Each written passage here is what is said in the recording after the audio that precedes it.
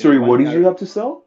I had to sell my golf clubs, which was, Oh, your uh, golf clubs. yeah, I mean, it's like humiliating. It's really humbling when you have to sell personal assets to pay for lifestyle.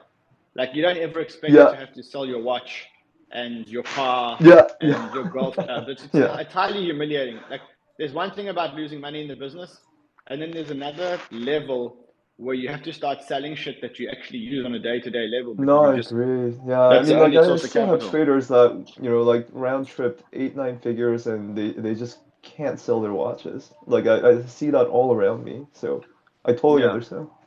Yeah, so that's where I was.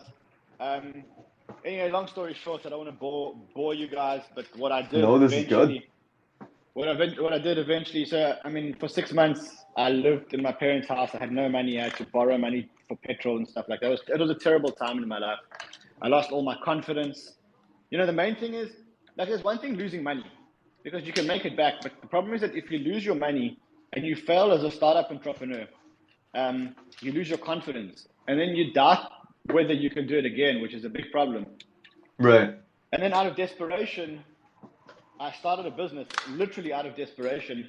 And the business that I started was what we called in-store promotions. Now, what that means is Oh, when you have a you have the girls or guys that do samples of I don't know, pizza and toothpaste in the stores at the point of purchase. yeah, and like you see a lot of it with like cosmetics and like these edible like whatever, right? Yeah, I see Yeah, a lot of exactly. that.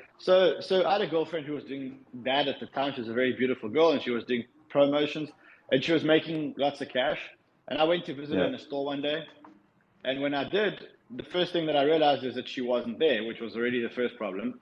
The second problem is, I saw 20 other people doing the same kind of thing, but they were doing it very badly. And I thought, hold on, I can actually do this better. And to cut a very long story short, I started a business placing people in stores.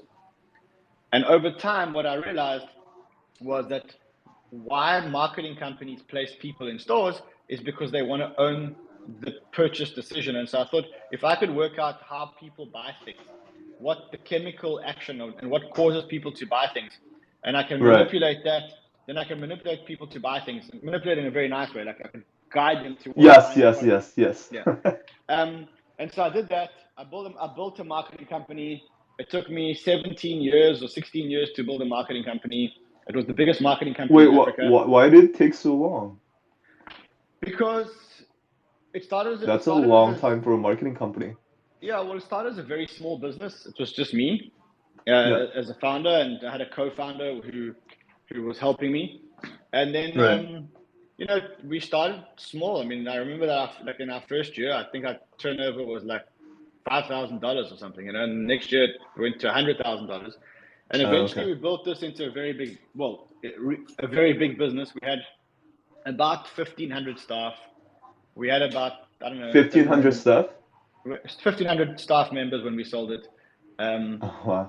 We sold the business to Publicis, which is a French multinational. We sold it for over $100 million. And yeah, that's when I Wow, holy discovered crypto. shit. Yeah, that's when I discovered crypto.